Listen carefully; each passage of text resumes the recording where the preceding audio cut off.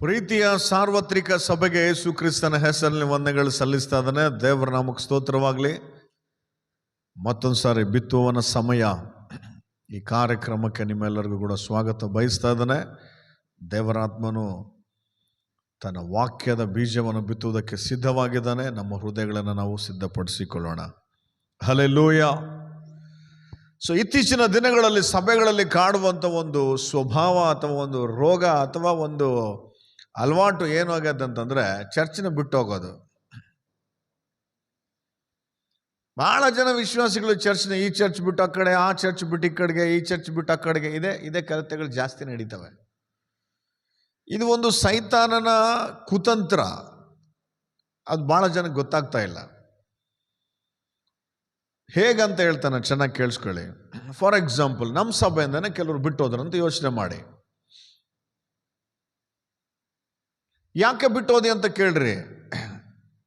ನಿಮ್ಮ ಸಭೆಗಳಲ್ಲಿ ಕೂಡ ಬಿಟ್ಟೋದವ್ರು ಇರ್ತಾರೆ. ಅವ್ರು ಬೇರೆ ಸಭೆಗೆ ಹೋದ ನಂತರ ಅಲ್ಲಿ ಹೇಳುವಂಥ ವಿಷಯಗಳು ಇವು ಸಾಮಾನ್ಯವಾಗಿ ನನ್ನ ಕಡೆ ಕೂಡ ಅನೇಕ ವಿಷಯಗಳು ಫೋನಲ್ಲಿ ಬರ್ತಾ ಇರ್ತವೆ. ಸಿಂಪಲ್ ರೀಸನ್, ಪಾಸ್ಟರ್ ಸರಿಯಾಗಿಲ್ಲ.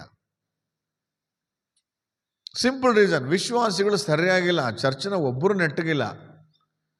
ಆಕೆ ಹಂಗಿದ್ದಾಳೆ, ಇವನು ಹಿಂಗಿದ್ದಾನೆ, ಆ ಹುಡುಗ ಚೆನ್ನಾಗಿಲ್ಲ, ಈ ಹುಡುಗ ಚೆನ್ನಾಗಿ, ಈ ಚರ್ಚೆ ಚೆನ್ನಾಗಿಲ್ಲ, ನನಗೆ ಬೇಡ. Okay fine. ಒಂದು ಸಭೆನ ಬಿಟ್ಟು ಇನ್ನೊಂದು ಸಭೆಗೆ ಹೋದಿ. ಆ ಸಭೆನೂ ಹಂಗೆ ಇದ್ರೆ ಎಲ್ಲಿ ಹೋಗ್ತೀನಿ ನೀನು? ಆ ಸಭೆನೂ ಬಿಡ್ತಿ.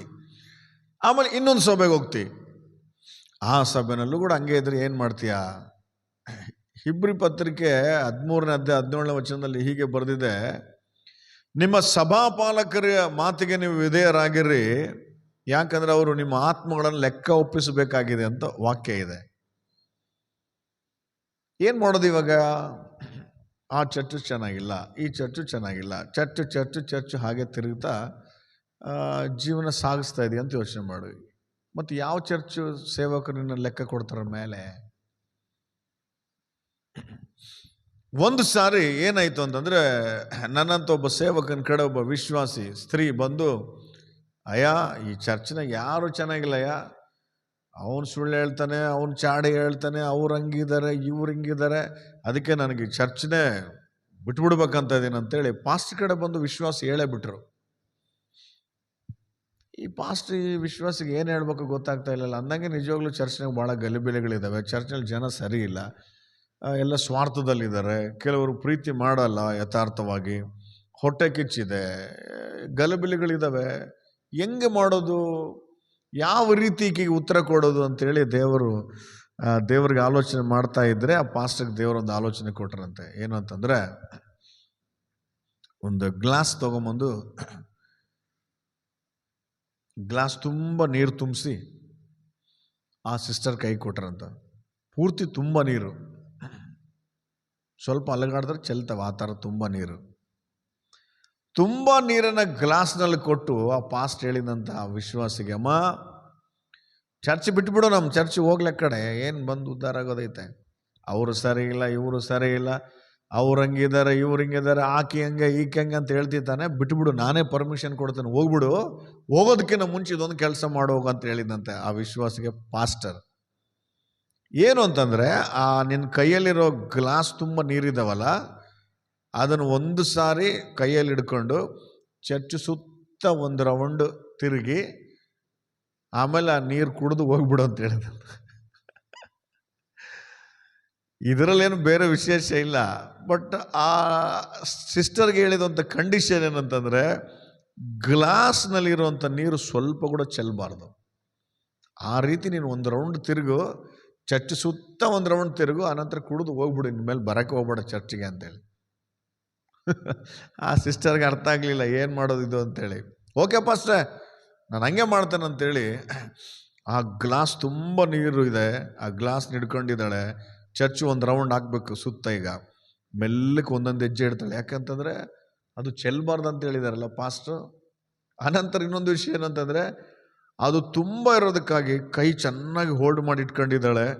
ನಂತರ ಎಲ್ಲಿ ಜೋರ ಹೆಜ್ಜೆ ಹಾಕಿದರೆ ನೀರು ಚೆಲ್ತಾವೋ ಅಂತೇಳಿ ಆ ಗ್ಲಾಸ್ ಕಡೆಗೆ ಪೂರ್ತಿ ಗಮನ ಕೊಟ್ಟು ಒಂದೊಂದು ಹೆಜ್ಜೆ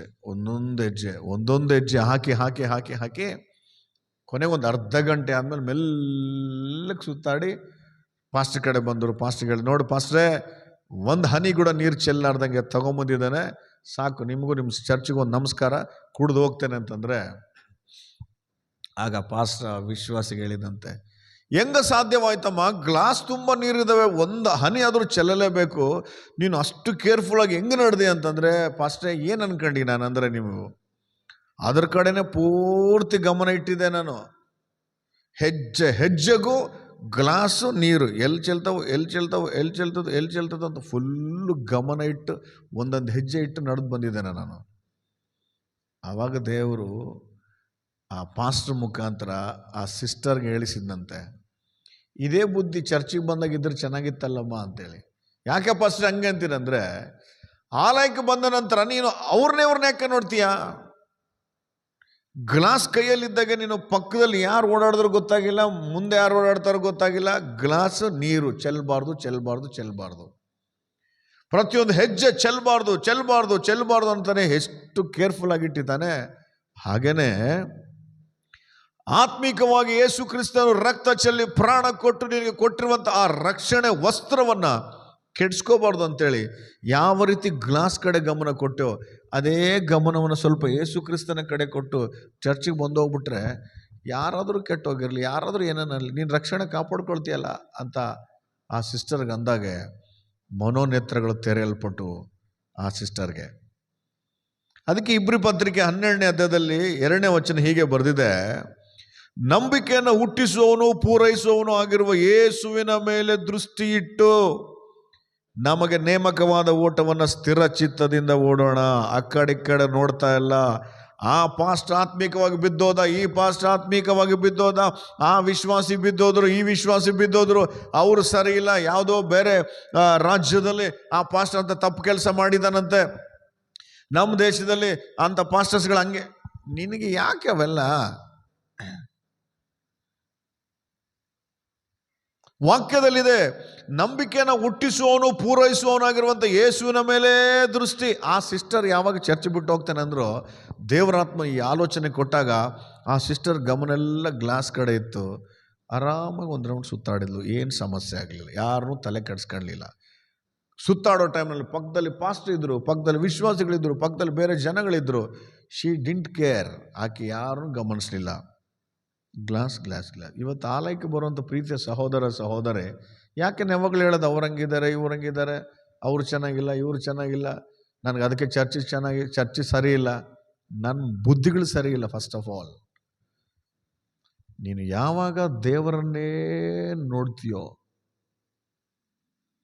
ಯಾವಾಗ ದೇವರ ಮೇಲೇ ದೃಷ್ಟಿ ಇಡ್ತೀಯೋ, ಎಲ್ಲ ಸರಿ ಹೋಗ್ತದೆ. ಅದಕ್ಕೆ ಇವತ್ತು ಅನೇಕ ಸಭೆಗಳಲ್ಲಿ ಇದೊಂದು ಅಭ್ಯಾಸ ಆಗೋಗ್ಬಿಟ್ಟಿದೆ. ಆ ಚರ್ಚ್ ಚೆನ್ನಾಗಿಲ್ಲ ಅಂತ ಇನ್ನೊಂದು ಚರ್ಚ್ ಚೆನ್ನಾಗಿಲ್ಲ ಅಂತ ಇನ್ನೊಂದು ಚರ್ಚು. ಹೀಗೆ ತಿರ್ಗಕ್ಕೆ ಹೋಗ್ಬೇಡಿ ನೀವು. ಯಾಕಂತಂದರೆ ನಿಮ್ಮನ್ನು ಲೆಕ್ಕ ಒಪ್ಪಿಸ್ಬೇಕಾಗಿರುವಂಥ ಆತ್ಮೀಯ ತಂದೆ ಪರಲೋಕಕ್ಕೆ ಹೋದಾಗ ಯಾರು ಒಪ್ಪಿಸ್ತಾರೋ ಗೊತ್ತಿಲ್ಲ. ಒಂದು ಸಭೆಯಲ್ಲಿ ಸ್ಥಿರತೆಯನ್ನು ಕಂಡುಕೊಳ್ಳಿ. ಸಮಸ್ಯೆ ಇರ್ತವೆ, ಬಾಧೆ ಇರ್ತವೆ, ಸಮಸ್ಯೆ ಇಲ್ಲದಂಥ ಸಭೆಗಳಿಲ್ಲ. ಅವಮಾನಗಳು ನಡೀತವೆ, ವಿಶ್ವಾಸಿಗಳು ಬಿದ್ದೋಗ್ತಾರೆ, ಎದ್ದೇಳ್ತಾರೆ. ಸಭೆ ಅದಕ್ಕಾಗಿ ಅಲ್ಲಿ ಕರೆಕ್ಷನ್ ಮಾಡೋದಕ್ಕಾಗಿಯೇ ದೇವರಾತ್ಮನನ್ನು ದೇವರ ಅಧ್ಯಕ್ಷನಾಗಿ ಇಟ್ಟಿದ್ದಾನೆ. ಆದರೆ ಇವತ್ತು ಬರೀ ನೆವಗಳು ಹೇಳಿ ಸಭೆನ ಬಿಟ್ಟು ಹೋಗುವಂಥ ವಿಶ್ವಾಸಿ ದೇವರು ನಿನ್ನ ಜೊತೆನೇ ಮಾತಾಡ್ತಾ ಇದ್ದಾನೆ.